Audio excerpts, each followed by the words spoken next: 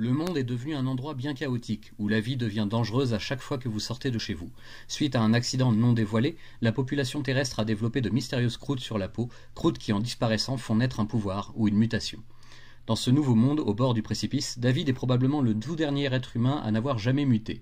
Adolescent fan des super-héros protégeant la ville de New York et plus généralement la planète entière, il leur voue une foi inébranlable, même quand le sort s'acharne et que sa famille disparaît sous l'effet des mutations de chacun. N'ayant plus personne auprès de lui, David se lance dans un long périple pour atteindre New York et rencontrer ses héros, les derniers défenseurs de ce qui est juste. Il lui faudra ruser et se dissimuler le plus souvent possible, car n'ayant aucun pouvoir, il est une proie de choix pour toutes les personnes ayant cédé au côté sauvage de leur nouvelle nature. Une fois arrivé, il fera la connaissance de Daredevil et de Spider-Man, qui ensemble tenteront de l'abriter et de le défendre au milieu du chaos ambiant. Un espoir subsiste. David est peut-être porteur d'une solution pour inverser ou annuler les mutations accidentelles du reste de la population. Pour le savoir, il faudra l'emmener jusqu'au Baxter Building, le QG des 4 Fantastiques et aujourd'hui de tous ceux qui luttent encore pour un monde meilleur. Mais en chemin, Kraven le chasseur tentera de s'emparer de David et de le briser psychologiquement en détruisant ses idoles, car selon lui le règne de l'homme est terminé, voici celui de la bête.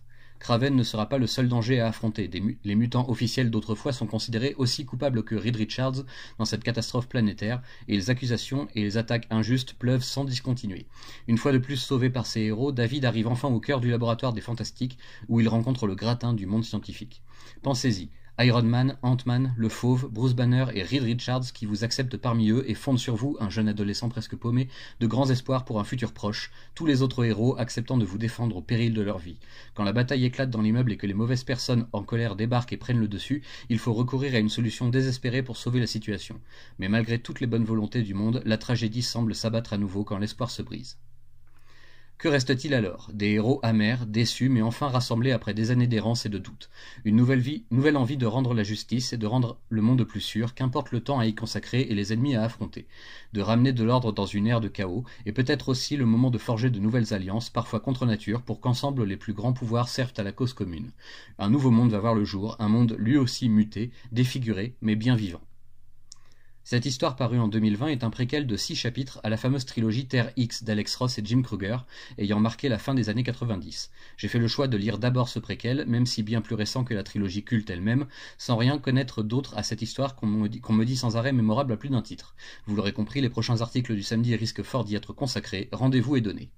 Pour revenir à Marvel's X, c'est un récit très prenant, assez perturbant à plusieurs points précis, mais vraiment beau et galvanisant pour tout amoureux des super-héros Marvel. Cette terre alternative supplémentaire, où les choses ne se sont vraiment pas bien passées pour l'espèce humaine dans son ensemble, est un univers très riche.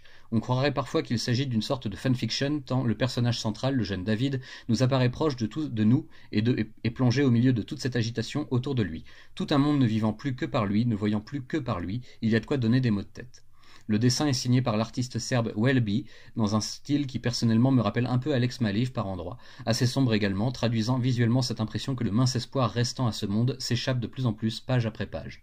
Je tâcherai au mieux de ne pas vous spoiler la fin de ce préquel, mais vous la connaissez sûrement déjà si vous avez déjà lu Terre X. Pour les autres, elle se devine assez facilement au bout d'un moment, surtout si on connaît la série télé britannique Misfits, qui part du même principe de base.